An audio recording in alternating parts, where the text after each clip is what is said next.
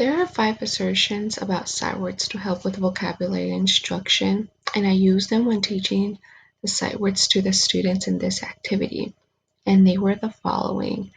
Number one is the term sight words does not mean that these words are learned solely by sight, which means that it needs a lot of repetition instead of just showing the kids the sight words and then moving on. The second step was words are easier to learn when they are concrete, high imagery nouns, adjectives, or action verbs. And that is what I did in this lesson or in this activity. I picked sight words that the students would remember better because they were verbs. So the first one was saw. So the kid in the picture was looking at a painting or a drawing. And my second sight word was read, and the kid was reading a very bright book. So it's going to be easier for them to remember these. The third step is that words chosen for sight word learning must include more than high frequency words, and they should purposely be chosen from text the students are reading. So this is what I did in this lesson, and the kids got to learn these sight words from a textbook that I was reading to them. And step number four is words stick in memory through careful mapping of pronunciation, to meaning through spelling. And that is the follow-up activity that I did with the sight words. So I taught the kids how to pronounce the sight words, then what these sight words meant, and then a careful spelling of each of the letters in the sight words. And the fifth step is the sight word learning requires a range of instructional activities depending on the student's level of word knowledge. And that was the very last activity that I did with the word sorts. And I did it so the students could get more practice on these sight words by also adding similar words, so that AW ending and the EA middle sounds. In order to teach students and kids vocabulary, new vocabulary words, there's something called the ostensive vocabulary learning environment, and that is what I used in this lesson. But what this pretty much means is that there needs to be a lot of contextual information that is provided either linguistically or extra linguistically. So it has to be very direct, or the students need to be able to see context clues in their readings in order to understand this.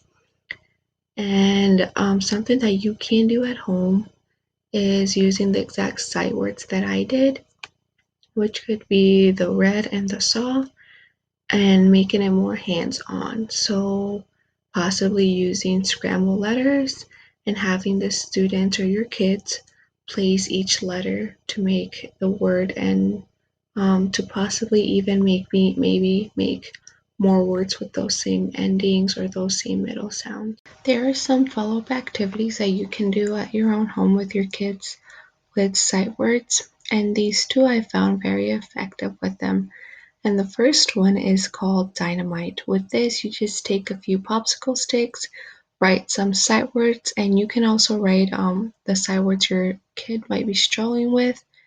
And students take one out at a time and read off the word that's on the stick. And if they get dynamite, they have to put all their sticks back in the jar and then pick it out again. So it's a lot of repetition that the students do need to be able to understand sight words a lot better. And the other activity is sight word bingo. And with this, you just write sight words on the bingo cards and call off the sight words. And once again, that repetition of the words and the sight words will really help them. And it would be better if we do this with the sight words that we learned in the lesson. So with saw and read, and we can also do words that are very similar to them that I used in my lesson.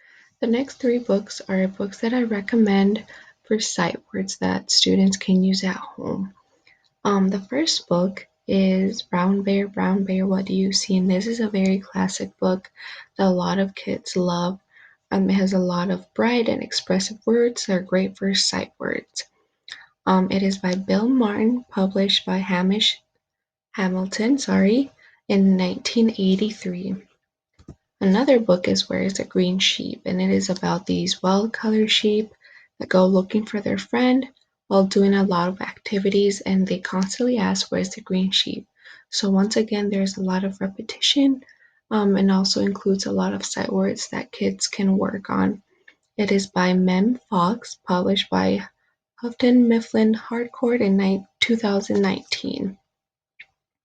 And the last book is Let's Go for a Drive, and it is about two best friends that make plans to go on an amazing drive, but it doesn't go as expected. It is by Mo Williams, published by Scholastic Incorporation in 2017. And Mo Williams, the author, has a lot of books that goes with for Piggy and Elephant, and they go on many adventures. And these books are really good for lower elementary students because they include a lot of sight words that can be used for vocabulary instruction. Something that it is important to remember when parents are teaching from home or reading a book to a student or doing any kind of sight word activities, to remember to avoid emphasizing only on high frequency sight words and instead purposefully choose books with text that the students are reading.